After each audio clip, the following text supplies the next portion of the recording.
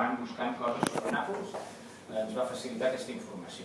Diu, aquest fragment d'aquí, diu, Ferran el Catòlic va rebre amb molta voluntat la invitació i va acceptar l'empresa on vam anar tot seguit a Sicília, que amb suficient armada Gonzalo Hernández de Casa Aguilar i Pàtria Cardonese.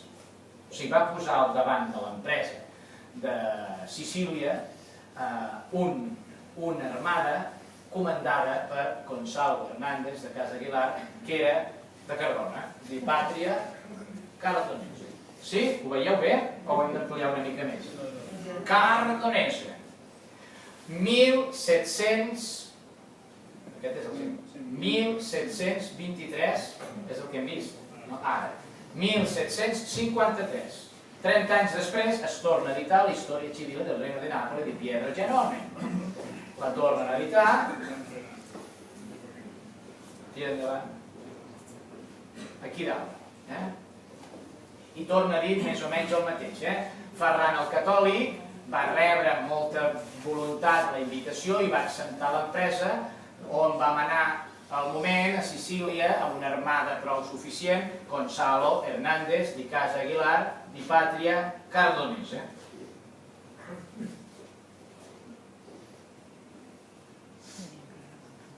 I el següent, el 1762, torna a aparèixer una tercera edició de Història Civil del Regne de Nàpols de Pietro Giannone. I atenció, amics i amigues, perquè aquí ha canviat ja una cosa. I diu: Fernando el Católico recibe molti volentieri l'invito ed accettò l'impresa, onde mandò tosto in Sicilia con sufficiente armato Gonzalo Hernández di Casa Aguilar di Pàtria Cordobese. I aquí, amics i amigues, ja teniu que hi ha nascut Hernando Fernández de Córdoba, el gran capità. Gràcies a les dues edicions anteriors sabem que era un Cardona i no era un Córdoba. El que passa que com que els Córdoba havien estat Cardona i els Cardona van acabar emparentant-se amb els Córdoba, agafen el nom d'un net i el posen a l'avi i així ho arreglen. Agafen el nom de l'avi i el posen ho arreglen perquè sigui un Cardona i no podia sortir en una història de Nàpols que el gran capità era un Cardona. Així anem construint el passat. Per tant, recuperem també el gran capitano entre les històries rurals.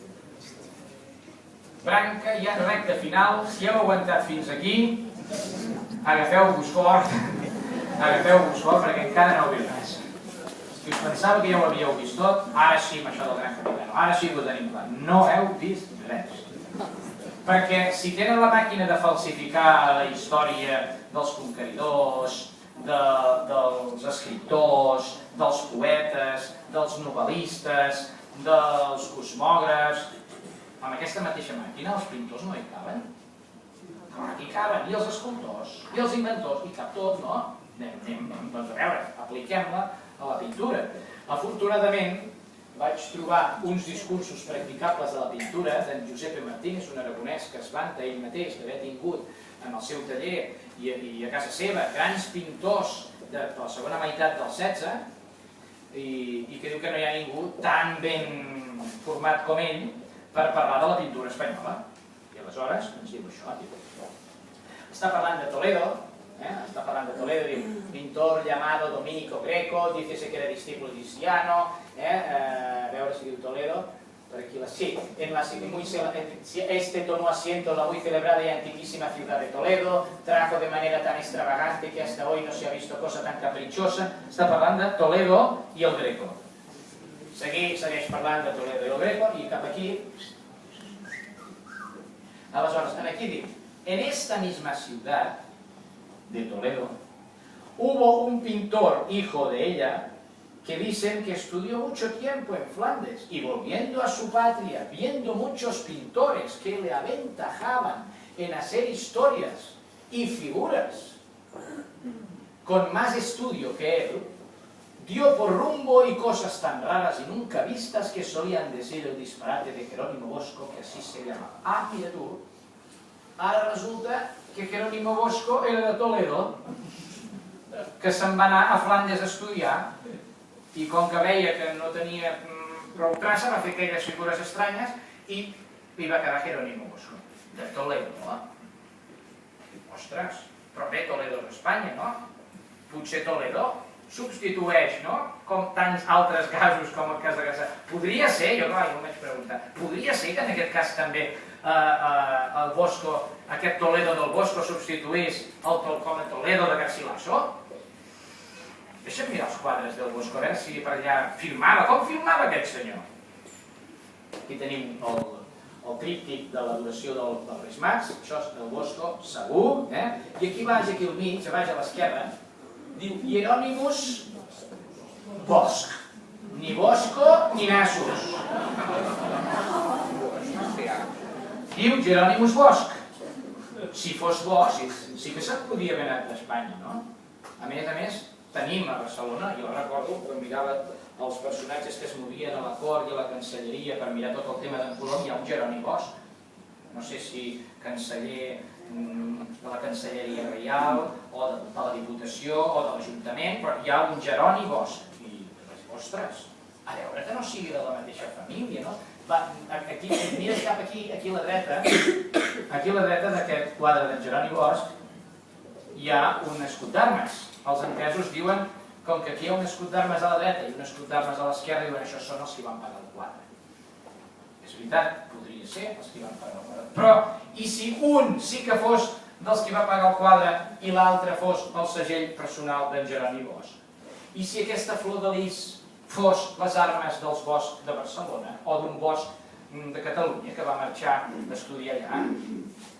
Mirem l'heràldica. I mireu, els Bosch de Lleida, flor de lis, els Bosch de Barcelona, flor de lis. Per tant, potser sí que també ens han aixecat la camisa amb el tema de la pintura i ens hauríem de començar ja a prendre-ho seriosament.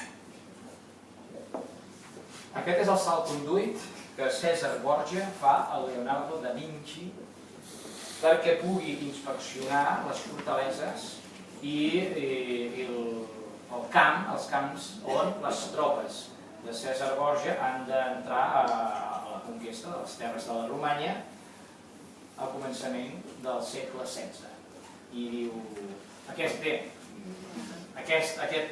document ha estat transcrit, per aquí es veu prou bé, ho podríem llegir, però com que tinc la transcripció de Carlo Amoretti dels començaments del segle XIX, la transcripció aquesta és Memòria històrica de la vida i estudi de l'òpera de Leonardo da Vinci, i cita aquest salconduit, i aquí és molt més clar, podeu llegir molt més clar, i diu, el ducs de la Romanya i de València, prínceps de l'Àdria, Dominus Pluvi, etc., confaroneris i capitans general de l'Imperi. És a dir, a tots els nostres lloctinents, castellans, capitans, condottiers, oficials, soldats i súbdits, als quals aquesta nostra notícia serà proveïda, que sapigueu que enviem i comanem el nostre prestantíssim i delectíssim familiar, arquitecte i enginyer general Leonardo da Vinci, que ostenta aquesta.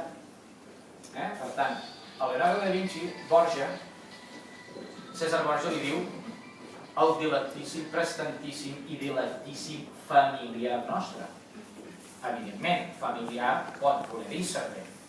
Però Leonardo da Vinci, un servent, tampoc no i menys com que se l'esmenta com a arquitecte i enginyer general. No un enginyer qualsevol, sinó l'enginyer que està al cap de tota l'enginyeria militar de les tropes de Borja. Li diu delectíssim familiar nostre.